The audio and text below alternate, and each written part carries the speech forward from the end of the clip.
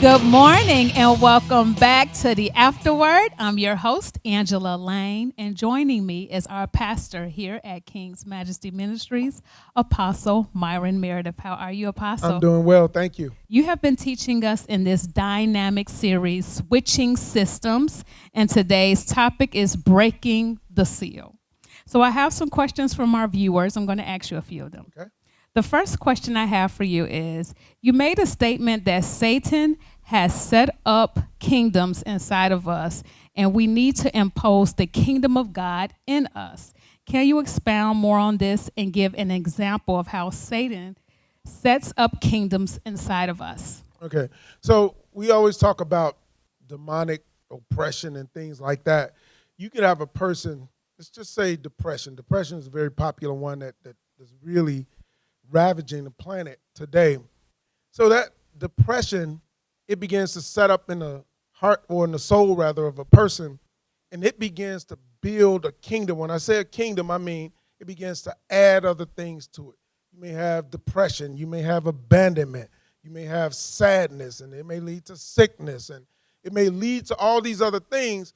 And before you know it, all these things add up, and he's established an entire kingdom inside of a person. So you look at a person like the man in the Gadarenes, he's got an entire legion, about 6,000 demons in him.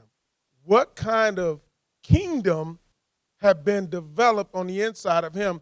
A stronghold that caused him to rule that entire region, controlling what was going in and coming out of the place, to the point where he's sending storms out, all kinds of things, because of a kingdom that was built up on the inside of him.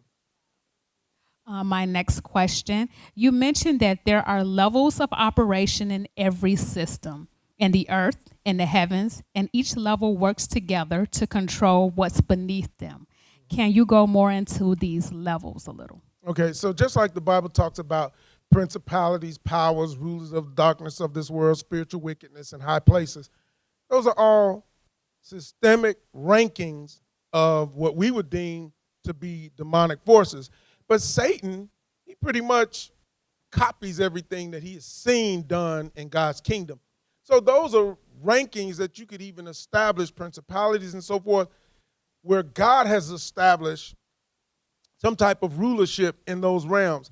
And no matter where you are, there are levels of operation to control things. It's just like in a company. You have a CEO, then you have various levels of leadership to down all the way to the person who's cleaning the bathrooms. And it doesn't make them less of a person, but there's rankings in what we have empowerment to do within the company. The same thing happens all over the planet, whether it be governmental systems, you got a president, vice president, so on and so forth.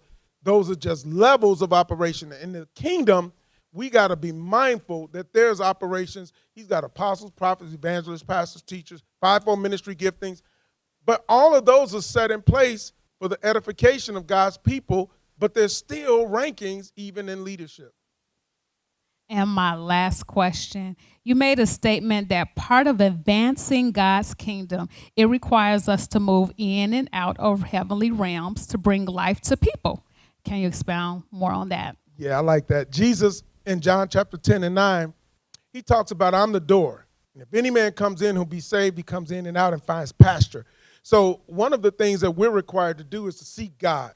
So that means we're entering into this invisible realm where he exists, the kingdom. We're getting supplies, not just for ourselves. Yes, we get filled. He's our shepherd. He leads us to the paths and so forth, green pastures. But we also are obtaining things to go back out and